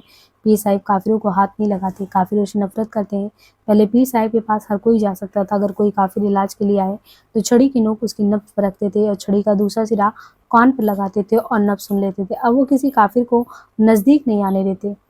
अक्सर गर्मी के मौसम में शहर नहीं आते, अब की बारी ही आए हैं। पीरों के लिए गर्मी और सर्दी क्या है। मुमकिन है इन खबर तक पहुंची हो वो जो मस्जिद की नापाक हरकत हुई हो। तो मतलब ये भी बताया जा रहा है कि ये पीर बार बार नहीं आते, लेकिन इस बार सांप्रदायिक दंगा के थोड़े से आस भी लग रहे हैं और जिस तरीके से मस्जिद को जो है तौहीन करने की कोशिश की गई, इसलिए शायद वो आएंगे। इन्हें हर बात की खबर रहती है, इन्हें कोई बताने थोड़ी ही जाता है, यानी अंतर्यामी है। लोग आपस में बात कर रहे हैं, इन्हें अपने आप पता चल जाता है, अपने आप इल्म हो गया होगा और पहुंच भी गए होंगे। इनकी नज़र चाहिए, पीर फकीर की बद्दुआ लग जाए तो शहरों के शहर तबाह हो जाते हैं। वजह है, बायस करेंगे क्या? क्या मालूम, जुमा तक हो सकता रहे। जो आए हैं तो जुमा तक रुकेंगे ही, वायस तो करेंगे ही। जो आए हैं तो शहर को पाक करेंगे ही। नतू वहां से निकला तो दोपहर जो था वो अलसा रहा था। उसका दिल फिर हल्का हल्का महसूस होने लगा। एक प्रकार की दुखी जो सुबह से उसे परेशान करती रही, एक अज्ञात सी आशंका जो उसके दिल को कुरेदती रही, और बहुत कुछ दूर हो गई थी। शहर भर में रौनक थी, चहल पहल थी। लोग सुअर फेंकने वालों की बात करते मगर उसे सिर्फ पागल कहते, दो एक गालियां देते और फिर इस घटना को भूल जाते। फिर वो क्यों इतनी सी बात को अपनी छाती का बोझ बनाता फिरे। उसने यह भी देख लिया था कि उसके बारे में किसी को कानो कान खबर तक नहीं हुआ। सभी लोग इस घटना को किसी जनूनी का पागलपन या किसी कराना की शरारत कहते हैं। मुराद अली ही केवल इस बारे में जानता है, तो क्या मुसलमान होकर वह किसी से कहेगा उसने ये बुरा काम करवाया है। नत्थू को आसपास की चीजें भली लगेंगी। एक छोटी सी दुकान के सामने कोई गांव का आदमी अपनी पत्नी से नए जूते को जोड़ा लेने का आग्रह कर रहा था। ले लो ना, मैं जो कह रहा हूँ ले लो, तुम्हारे पास एक भी जोड़ा नहीं है, वो जूती फट चुकी है। तैसे बाजार के बीचे बीच एक लेडी अपने पति से कह रही कि जूता ले लो, और पास बैठी से पैर तक बुरके से ढकी उसकी पत्नी अपनी मधुर आवाज में इनकार कर रही थी कि मुझे जरूरत नहीं है जूते की, मेरा काम चल रहा है, तुम्हारे पास अच्छा जूता नहीं है, तुम ले लो एक अच्छा सा जोड़ा, तुम्हें ज्यादा चलना पड़ता है। नथु आगे बढ़ गया। उसे सुख का आभास हुआ कि देखो कितना प्रेम है इन लोगों के बीच। वो सड़क पार करके जैसे दाएं हाथ गया और धीरे धीरे आगे बढ़ने लगा तो नानबाइयों की दुकान की एक और कतार लगी थी। बड़े बड़े देग और देगों में से उठती मांस मांसल की गंध और नानों के ढेर। दुकानें खचमखच भरी। ज्यादा लोग मजदूर, बोझ ढोने वाले, आसपास के गांवों से आने वाले परिवार दिन भर के काम के बाद अथवा खरीद फरोख्त के बाद भोजन पर टूट रहे थे। यह बाजार शहर के एक सिरे पर था। खाना खा चुकने के बाद किसान लोग अपनी अपनी बैलगाड़ियों पर बैठकर शहर के बाहर उन लंबी राहों पर निकल जाएंगे जिन्हें अपने अपने गांव को ले जाती है। नान भाइयों की दुकानों के पीछे उसे जामा मस्जिद की ऊंची भव्य इमारत नजर आई। ढलती दोपहर में मस्जिद और भी ज्यादा धुली धुली और सफेद लग रही थी। वही रोज का सदृश सीढ़ियों पर भिखमंगे, लेटने सुस्ताने वाले मजदूर, आने जाने वाले लोगों का तांता। सहसा उसने देखा बड़े मेहराबदार दरवाजे में से सैकड़ों लोग एक साथ निकल रहे हैं। जोक दर जोक लोगों का हुच्म अंदर से निकला आ रहा है। वे फाटक पार करके आते, सीढ़ियों के सिरे पर अपना अपना जूता पहनते या हाथ में लगी सीढ़ियां उतरने लगते। नत्थू देखता रह गया। केवल ईद के दिन इतने ज्यादा लोग मस्जिद में से निकलते नजर आया करते थे, तो क्या आज कोई वायस था? उसे सहसा ख्याल आया, क्या गोलरा शरीफ के पीर तो वायस देने नहीं आएंगे? क्या वाइस देने के बाद ही तो वो लौट रहे हैं। उसका दिल फिर से धक से रह गया। उसे लगा जैसे मस्जिद में इकट्ठा होने वाले ये सैकड़ों लोग उसी के कुकर में की चर्चा करने के लिए इकट्ठा हुए हैं। गोल्डा के पीर भी उसी की खबर पाकर शहर में आए होंगे। नत्थू जामा मस्जिद को सामने से लांग गया। जिस समय जामा मस्जिद की दीवार खत्म होती थी, वहां बगल में एक गंदा नाला भी बहता था। शहर भर का गंदा पानी इसी नाले में इकट्ठा होकर शहर के बाहर जाता। नत्थू नाले के डंडहरे को पकड़कर खड़ा हो गया। उसकी नजर नीचे की ओर गई तो उसने देखा डंडहरे के थोड़ा नीचे नाले के किनारे एक चबूतरा सा था और उसमें नंग धड़ंग एक आदमी लेटा हुआ था। स्याह रंग का काला आदमी, दाढ़ी और सिर पर वही सूखे और खिचड़े बाल, उलझे हुए, गले में तावीज। नाले की दीवार के साथ अपना टीन का डिब्बा एक कील के साथ लटका कर लेट रहा था। चबूतरा तंग सा था, सोए सोए करवट बदलने पर भी वह सीधा नीचे नाले में गिर सकता था। यह भी शायद कोई पहुंचा हुआ पीर फकीर होगा। नथु ने मन ही मन कहा और उसकी ओर देखता रहा।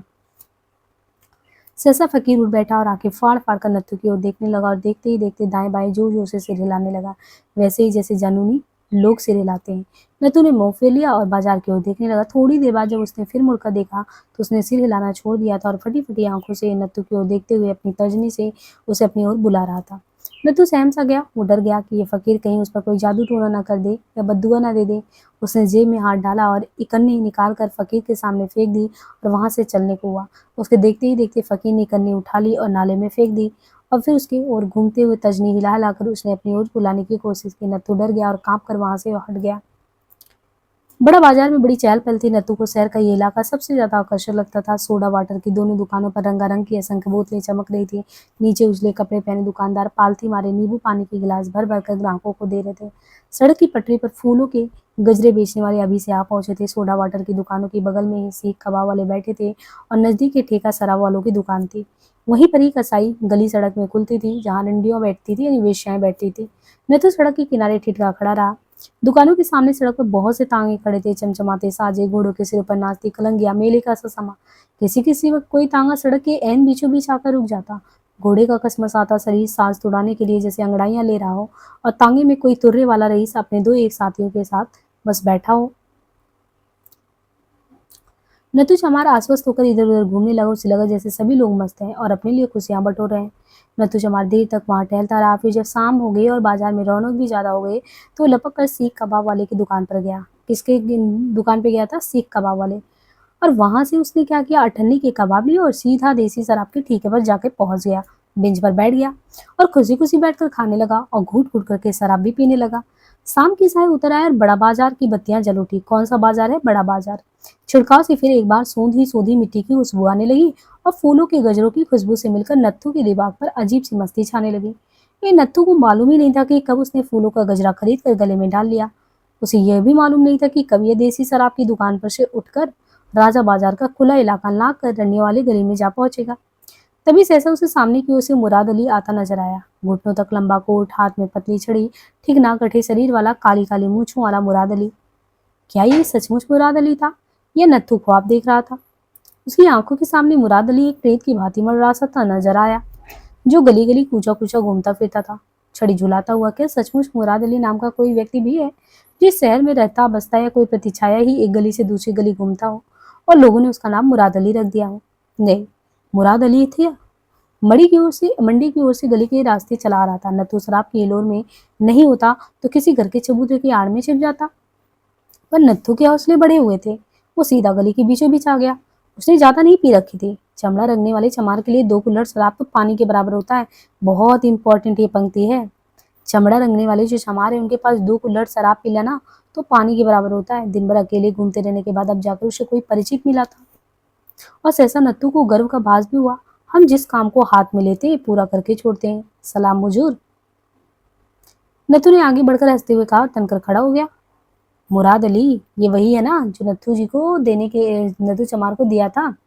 मतलब सुअर मारने के बेचारा वो मान लो, उसके प्रति मेरी संवेदना भी वो मारने के लिए तैयार नहीं था, लेकिन 5 रुपए के वजह से अपना ईमानदान जो ईमान है उसको गिरवी रख दिया था। शराब पी के नशे में ही कह रहा था, बहुत दर्द था उसके अंदर। उसने कहा मुराद अली क्षण भर के लिए ठिठक गया। उसने कहा देखो ना, काम दिया था उसको कंप्लीट कर दिया। उसकी पैनी आंखों ने नत्थू को देखा और सारी स्थिति समझ में आ गया। बिना कुछ कहे तो नत्थू के अभिवादन का बिना उत्तर दिए वो चला गया। सलाम हुजूर, मैं नत्थू हूँ, आपने मुझे पहचाना नहीं? नत्थू कहकर हंस दिया। मुराद अली इसी बीच आगे जा चुका था। नत्थू हदबुद्धि सी गली के बीचों बीच खड़ा रहा, फिर वहीं से चिल्लाकर बोला हुजूर मुराद अली। पर मुराद अली रुका नहीं। सहसा नत्थू के मन में एक विचार उठा, मुझे कम से कम मुराद अली को बता तो देना चाहिए कि मैंने उनका काम कर दिया है। वो इस मुगालते में तो ना रहे कि मैं ये घूम रहा हूँ यहाँ पे, उनका काम पूरा ही नहीं किया। नत्थू लड़खड़ाता वो मुराद अली के पीछे हो लिया। आगे और ज्यादा अंधेरा था, मगर दूर मुराद अली की काय उसे बराबर नजर आ रही थी। वो गिरता पड़ता बढ़ता गया। जैसे जैसे वो भागने लगा, हुजूर को बताना तो बहुत जरूरी है, काम तो पूरा हो गया है। उसे लगा जैसे वो मुराद अली के नजदीक पहुंच रहा है। वास्तव में गली सूनी ही होती जा रही थी और उसे लगा जैसे मुराद अली ने अपनी चाल धीमी कर ली है। हुजूर, मैं कहना भूल गया, वो काम हो गया है, वक्त पर भेज दिया था। हथगाड़ी वाले आ गए थे। तभी नत्थू ने देखा कि मुराद अली रुक गया और अपनी छड़ी उठाए उसकी ओर देख रहा है। अभी मुराद अली उसकी ओर बढ़कर आएगा, मगर उसने छड़ी को ऊंचा क्यों उठा रखा है और वो कुछ बोलता भी क्यों नहीं। अंधेरी गली के एक सिरे पर दोनों खड़े एक दूसरे को घूरे जा रहे थे। नत्थू ने फिर एक बार कहा, आपका काम हो गया था हुजूर, ठिकाने लगा दिया हमने। उसके कहने की देर थी, उसे लगा मुराद अली फिर घूमकर जो है आगे जाने लगा। कदम बढ़ाए आगे बढ़ता जाता, गली के सिरे पर ढलान आ गई और वह ढलान पर चढ़ता गया। नत्थू ने नजर उठाई, मुराद अली फिर से दूर जा चुका था। गली में से निकलकर शिवालिक की ओर जाने वाली ऊंची ढलान पर चढ़ता जा रहा था। पीछे पीछे नीटो उसके कोई प्रेत जैसा लग रहा है, दूर होता जा रहा था, लेकिन आंखों से ओझल नहीं हो रहा था। अब ऐसी स्थिति हो गई कि जो नत्थू था वो दहलीज पर खड़े होकर नत्थू की पत्नी कि अब ये है कि कल से वो जो है सुअर मारने के लिए निकला, पूरी रात गायब रहा। फिर सुबह में सांप्रदायिक दंगा पूरा शहर में फैल चुका था और वो एकदम हताश निराश मुराद अली का सामना करते करते पहुंचा। जब द्वार पे पहुंचा तो नत्थू की पत्नी जैसे उसकी जान में जान आई कि हाँ उसका पति है भी कि नहीं, और उसकी आंख में आंसू। जैसे ही अपनी पत्नी, कोई भी बहुत अपने करीबी इंसान को देखता है जब दुख में होता है तो वो अपने आप रोक भी नहीं पाते हम, और आंसू अपने आप छलक उठता है। तो बस उसके आंखों में आंसू छलक आया। तुम ऐसे नहीं किया करो जी। वो रोती हुई खट पर जा बैठी, यानी खाट पे बैठी। मेरे दिल डूब डूब रहा था। मैं सोचूं तुम गए तो कहाँ गए, ये भी कोई तरीका है, परेशान कर दिया। साड़ी की पल्लू से आंख पोंछकर उसकी पत्नी जो है उसकी ओर देखती रही और सहसा मुस्कुरा भी दी। ये क्या स्वांग बनाकर आए हो, कान में फूलों का गजरा लटका रखा है, किसके पास गए थे बताओ। मगर नत्थू चुप रहा और चुपचाप खाट पर जा बैठा। शराब पी, उसने कहा, शराब पी है तो हंसते थे, गाते क्यों नहीं हो। पहले जब पीते थे तो हंसते हुए घर लौटते थे, आज क्या हुआ। देखिए उसकी पत्नी का मनोविज्ञान देखिए, नत्थू के प्रति कितने बढ़िया से समझती है कि शराब तो तुमने पहले भी पी थी पर मनमस्त हुआ करते थे, लेकिन आज ये क्या, तुमने शराब भी पी और तुम इतना दुखी कैसे दिखते हो, इतना मनमस्त क्यों नहीं दिख रहे हो। नत्थू की पत्नी भगवान से धीरज का वरदान लेकर आई थी, ये बहुत इंपॉर्टेंट है। नत्थू की पत्नी भगवान से धीरज का वरदान लेकर आई थी, और विष्णु सानी जी ने देखिए पहले भी बताया था कि अगर वो मोतिया जो वेश्या थी उसके पास जाते 2 रुपए देते तो उसे कुछ नहीं मिलता, लेकिन इसकी पत्नी के अंदर धैर्य था, इसकी पत्नी के छाती में प्रेम था। और अभी भी देखिए वो कितनी अच्छे से उसका मनोविज्ञान नत्थू का समझ रही है। उसने कहा, नत्थू क्रोध में आकर कभी बकझक भी करता तो आगे से वो बोलती नहीं थी, इतना बार कहती कह लो मन हल्का कर लो, या फिर एक और को सिमट कर खड़ी हो जाती और ओठों पर उंगली रखकर कहती बस बस और कुछ मत करो। इतना प्रेम था इनके बीच में। और एक आप रिचर्ड और लीजा का प्रेम देखो, कितना मतलब वो ऐसा प्रेम शारीरिक संबंध से सीमित, आत्मिक संबंध का कुछ भी नहीं था, पर यहाँ पे इसका प्रेम देखो। फिर ये कहते हैं कि बस बस और कुछ मत करो, बाद में तुम्हें ही पछतावा होगा। अब किसी के मांस में तो कोई कांटा चुभोए, मिट्टी के लोंदे में कोई क्या कांटा चुभोएगा, है ना। उसके शीतल स्वभाव के कारण नत्थू चमार भी चुप रहने लगा था। पड़ोस की कोठरियों में कुछ नहीं हो तो 20 चमार उनके परिवार रहते थे और सभी घरों से उसका मेल मिलाप था। सभी का सुख दुख बांटती थी, अपने थोड़े में ही संतुष्ट रहने वाली, भगवान से डरने वाली स्त्री थी। कुछ लोगों में स्वभाव से ही ऐसी सूझ होती है कि वे अपनी स्थिति को भली भांति समझ लेते हैं और जिंदगी से कुछ भी ऐसा नहीं मांगते जिसके मिलने की संभावना ना हो, इसलिए उनका मन सदा खिलका खिला रहता है। नत्थू अभी भी चुपचाप बैठा था, तो उसने पूछा, तुम बोलते क्यों नहीं, तुम इतनी देर बाहर रहे। मैं मछली की तरह तड़पती रही। नत्थू ने आंख उठाकर अपनी पत्नी की ओर देखा। एक बाढ़ सी उसके दिल में उठी, सहसा उसने सिर झटक दिया। भाड़ में जाए मुराद अली और उसका सुअर, उसका मन ही मन कहा, हम तो घर लौट आए ना। बाड़े वाले मेरे बारे में पूछते थे, उसने पूछा कि बाड़े वाले मेरे बारे में पूछ रहे थे कि मैं कहाँ गया हूँ, तो उनकी स्त्री ने कहा, हाँ एक आध बार पूछा था। तुमने क्या कहा। मैंने कहा, काम पर गए, आते ही होंगे। क्या, बार बार पूछते थे। नहीं जी, लोग काम पर जाते नहीं है। शाम को साथ वाले ने पूछा तो मैंने कहा घोड़े की खाल उतारने गए हैं। एक हल्की सी मुस्कान नत्थू के होठों पर आ गई। मगर तुम कहाँ गए थे, फिर बताऊंगा। नत्थू की पत्नी उसके मुंह की ओर देखती रही। पहले तो ऐसा कभी नहीं हुआ था कि नत्थू से कोई बात छिपा ले, मगर चुप रहना बेहतर था। चुप रहूंगी तो कुछ दिन बाद अपने आप बता देंगे। नहीं पूछूंगी, तुम नहीं चाहते तो नहीं पूछूंगी। खाना खाओगे, मैं अपने मिनटों में गरम गरम रोटियां सेक देती हूँ, चाय के साथ रोटी खा लो। तो वो अपनी तरफ से उसे कहती है कि वो बताए या ना बताए, लेकिन मैं अपनी तरफ से कोशिश करूंगी कि पूछूं ही ना। और उसे जैसा कि स्वभाव पता था कि वो बिना बताए रह नहीं सकता, तो वो बता ही देगा। और वो खाट पर से उतर आई तो किसी भावावेश में नत्थू ने उसे रोक लिया और अपनी ओर खींचकर अपने पास बैठा रखा। नहीं, तुम इधर ही बैठो। पत्नी उसके साथ सटकर बैठी रही। तुमने खाना खाया, नत्थू ने भावावेश में उसके बाल सहलाते हुए पूछा। हाँ खाया। पत्नी को नत्थू का व्यवहार अनोखा सा लगा कि ऐसा तो पहले नहीं करता था। झूठ बोलती हो, सच बता, खाना खाया क्या? पत्नी ने आंख उठाकर हंसते हुए कहा, हमने बनाया था पर हमसे खाया नहीं गया। सुबह को खाया था या नहीं? खाया था। फिर झूठ? सच सच बता, खाया था? उसने फिर पति को देखा और हंस दी। नहीं खाया था, मैं तुम्हारी बाट देख रही थी, खाती कैसे? और जो आज रात भी मैं नहीं आता तो? आती क्यों नहीं? मुझे मालूम था तुम जरूर आओगे। इतने में कोई धूमिल आसपास की अकुलाहट थी जो नत्थू के दिल को अभी भी मत रही थी। इस धुकधुकी के कारण वो सड़कों पर चक्कर लगाता रहा था।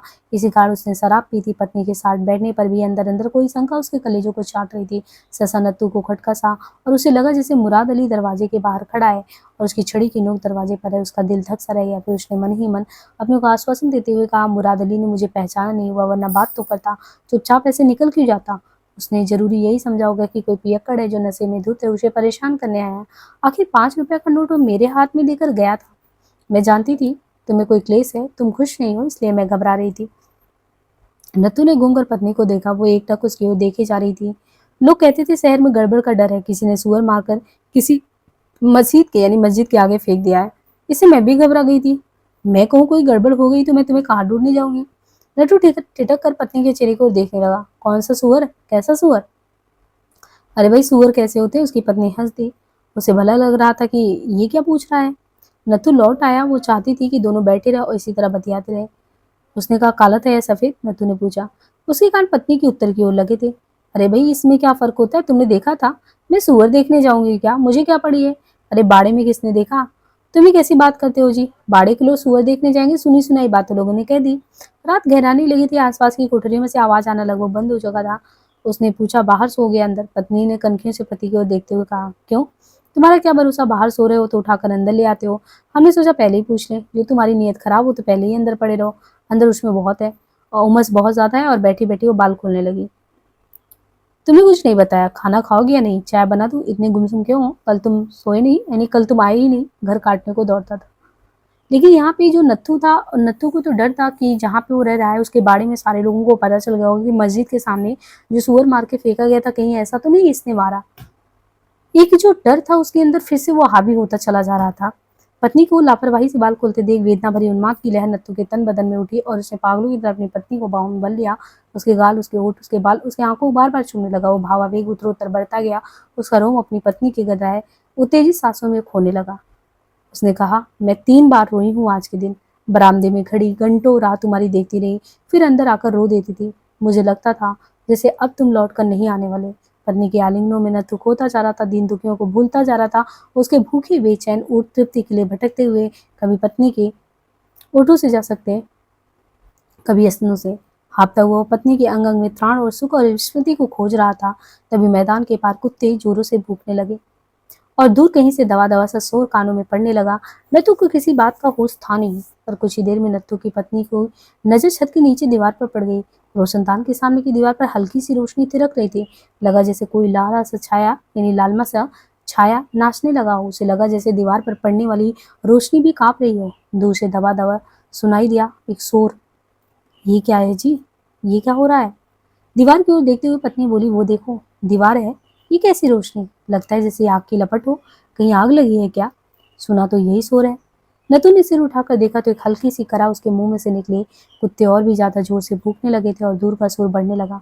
उसकी आसपुर सी गूंज वातावरण में फैल रही थी। बढ़ते आती लश्करों की आवाज की तरह दीवार के ऊपरी हिस्से में लौ और भी ज्यादा अस्थिर हो गए और भी ज्यादा गहरी, मानो आग के हिलते साए हो। कहीं आग लगी है? तो उसने भराई सी आवाज में कहा और उठ बैठा। तभी भिनभिनाते शोर के ऊपर तैती से किसी घड़ियाल के बजने की आवाज आई और दोनों के लिए ये नई सी आवाज थी। यो हर रोज ही सेखू के बाग में लगी घड़ी की आवाज तो आया करती थी। चौके से निपटने के बाद जब नत्थू की पत्नी आती और दोनों सोने की तैयारी कर रहे थे तो घंटा बजता तो पत्नी अक्सर 10 गिना करती थी। कभी कभी 11 भी सुनने को मिलता। पर ये सेखू की घड़ी की आवाज, ये किसी घड़ियाल के बजने की आवाज, जिसे नत्थू ने भी पहले कभी नहीं सुना था। घड़ियाल बराबर बज रहा था और बढ़ते शोर में उसकी टुनटुनाती आवाज कभी साफ सुनाई देती, कभी थोड़ी दूर के लिए डूब जाती, फिर आवाज के ऊपर तैरती हुई सी उसके कानों तक पहुंच जाती। दूर का शोर बढ़ता जा रहा था। बाड़े के अंदर से कोठरियों में से आवाज आने लगी थी। लोग जाग जाग कर कोठरियों के बाहर आ रहे थे। मंडी में आग लगी है, कोई आदमी जोर से चिल्लाया। तभी सहसा कहीं दूर से आवाज आई। आवाज बहुत ऊंची थी, बहुत साफ थी। अल्लाह अकबर। नत्थू का शरीर सिर से पांव तक झंझना उठा। वो आंखें फाड़े छत की ओर देखे जा रहा था। लगता था जैसे उसे लकवा मार गया हो। चलो बाहर चले, उसकी पत्नी ने सहमी सी आवाज में कहा। बाड़े वालों से पूछो, मुझे यहाँ डर लगता है। मगर नत्थू से पकड़े रहा और जड़ से खाट पे बैठा रहा, उठने को तैयार नहीं हुआ। थोड़ी देर बाद बढ़ते शोर में एक और आवाज बहुत से कंठों में से आई, हर हर महादेव। अंतिम शब्द बहुत लंबा करके बोला गया था। इस बढ़ते शोर और बराबर बजते हुए घड़ियाल के बीच बीच बार बार ये ऊंची आवाजें सुनाई देने लगी। लगता था जैसे कोई बहुत बड़ा पर्व मनाया जाने वाला है। आखिर नत्थू की पत्नी से रहा नहीं गया। वो नत्थू से बाजू छुड़ा कर उठी और दरवाजे खोलकर बाहर आ गई। नत्थू अभी भी फटी फटी आंखों से छत की ओर देखे जा रहा था। यही शोर एक अस्फुट सी स्वरी लहरी शहर के बाहर दूर रिचर्ड के बंगलों की दीवारें के साथ भी टकराने लगी। इस गहराती गूंज में कुछ देर बाद घड़ियाल की टुनटुन भी तैरती हुई। रिचर्ड उस समय गहरी नींद में था, लेकिन लीजा उसे सुनकर जाग गई। आवाज को सुनकर पहले तो लीजा को लगा जैसे उसी के कमरे में लगी घंटी धीमी धीमी टुनटुना रही हो, जैसे दिन का वक्त हवा का झोंका आने पर होता है। पर जब उसकी नींद पूरी तरह से टूटी तो उसे लगा जैसे वो आवाज अलग है। किसी किसी वक्त ये आवाज बिल्कुल हवा में खो जाता, लगता जैसे हवा उड़ाकर ले गई हो। फिर सहसा बज उठती, अंधकार की बीहड़ दूरियों में से तैरती हुई सी आती। लीजा की आंखों में नींद भरी थी। उसे किसी किसी वक्त लगता जैसे तूफान में सागर की लहरों से जूझते अपना रास्ता खोजती किसी जहाज की घंटी बज रही हो। उसने कोहनियों के बल उठकर रिचर्ड की ओर देखा। रिचर्ड हल्के हल्के खराटे भरा था। रिचर्ड की चरित्र की ही खूबी कही कि तकिए पर सिर रखते ही सो जाता था। निर्लिप्त निर्विकार पलंग पर लेटते ही वो गहरी नींद में खो जाता। लीजे के लिए कमरे का अंधेरा बोझिल हो रहा था। गेट पर पहरेदार के बूट चलते, सड़कें के पीटते सुनाई दे रहे थे। वो क्या आवाज रिचर्ड? और लीजा उसके पास सट गई। ये क्या है रिचर्ड? रिचर्ड जाग गया। ये क्या आवाज है? कुछ नहीं, सो जाओ। और रिचर्ड ने करवट बदली और लीजा ने अपनी बांह उसके गले में डाल दी। कहीं कोई घड़ियाल सा बज रहा है रिचर्ड, लीजा ने कहा, जैसे किसी गिरजे की घंटी हो। रिचर्ड जाग गया। उसे ध्यान से सुना और कोहनियों के बल उठ गया। गिरजे की घंटी की आवाज ज्यादा गहरी होती है। ये मंदिर की घंटी जैसा आवाज है, हिंदुओं के मंदिर की घंटी जैसी। ये इस वक्त क्यों बज रहा है रिचर्ड? क्या हिंदुओं का कोई बड़ा दिन है? इस घड़ियाल को सुनते हुए लगता है जैसे समुद्र में तूफान उठा हो और कोई जहाज खतरे की घंटी बज रहा हो। रिचर्ड चुप रहा। सिर की ओर से जाने वाला भिनभिनाता सा शोर उतर उतर बढ़ रहा था। कभी कभी कोई आवाज इस भिनभिनाते शोर में से ऊपर उठ जाता, जैसे कोई किसी को बुला रहा हो, फिर उसी शोर के सागर में डूब जाता। तभी अंधकार की लहरों पर तैरती हुई एक आवाज आई, अल्लाह अकबर। रिचर्ड का सारा शरीर एक बार तन गया, फिर थोड़ी देर में ही ढीला। क्या आवाज है? ये क्या आवाज है? इसका क्या मतलब है? इसका मतलब है गॉड इज ग्रेट, उसने समझाया। ये जो आवाज है इस वक्त क्यों उठाई जा रही है? जरूर कोई धार्मिक कार्य हो रहा होगा। रिचर्ड मन ही मन हंस दिया, क्योंकि वो तो सब जान ही रहा था। ये धार्मिक पर्व नहीं है लीजा। दरअसल शहर में हिंदू और मुसलमानों के बीच फसाद हो गया है। तुम्हारे रहते फसाद हो गया रिचर्ड? रिचर्ड को लगा जैसे सब कुछ जानते बुझते हुए लीजा ये अटपटा सवाल कर रही है। हम इनके धार्मिक झगड़ों में दखल नहीं देते लीजा, तुम तो जानती हो ना। क्षण भर के लिए लीजा को लगा जैसे वो किसी भयानक जंगल से चारों ओर से घिरी है और दूर से आने वाली आवाजें जैसे जंगल की आवाजें हो, सियर, गीदड़ और तरह तरह की जंतु की। तुमने इसे बंद क्यों नहीं करवा दिया रिचर्ड? ये मुझे डर लगता है इससे। रिचर्ड चुप रहा, कोहनियों के बल बैठा रहा। उसका मस्तिष्क फिर से बड़ी तेजी से सोचने लगा कि इस स्थिति में मुझे क्या करना होगा। सरकार की नीति को किसी भांति क्रियान्वित तो करना ही होगा। लीजा ने अपनी बाएं उसके गले में डाल दी। ये लोग लड़ेंगे तो तुम्हारी जान को भी तो खतरा होगा रिचर्ड, लीजा ने कहा, और उसका दिल रिचर्ड के प्रति सहानुभूति से भर उठा। दुबला पतला रिचर्ड बर्बर लोगों के बीच अकेला घूम रहा था। ऐसे लोगों में शासन क्या कोई आसान काम है? बीच बीच में अंधकार की गुफाओं में से निकलती हुई घड़ियाल की टुनटुन की आवाज। ये लोग आपस में लड़े, क्या ये अच्छी बात है? रिचर्ड हंस दिया। क्या अच्छी बात होगी कि ये लोग मिलकर खिलाफ मेरे लड़े, मेरा खून करे? रिचर्ड ने कहा और करवट बदल कर एक हाथ से लीजा के बाल सहलाने लगा। कैसा रहे अगर इस वक्त ये आवाजें मेरे घर के बाहर उठ रही हूँ और ये लोग मेरा खून बहाने के लिए संगीने उठाए बाहर खड़े हो?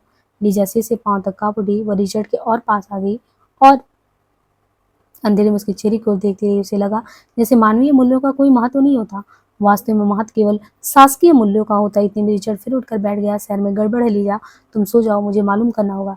तभी टेलीफोन की घंटी बज उठती है और यहाँ पे जो आपका अध्याय है 8वां वो खत्म होता है और हम 9वें अध्याय को लेके जो नेक्स्ट पार्ट आएगा उसमें चर्चा करेंगे। ठीक है, और आप लोग इसे देखते रहिए अच्छे से। आप 6 o'clock पे जो है टाइम से प्रीमियर लगा दिया करेंगे, आपको मिलता रहेगा। और हमने आपको ये नंबर दे दिया, किसी भी प्रकार से आपको कनेक्ट करना हो तो आप मैसेज के थ्रू कनेक्ट हो सकते हैं।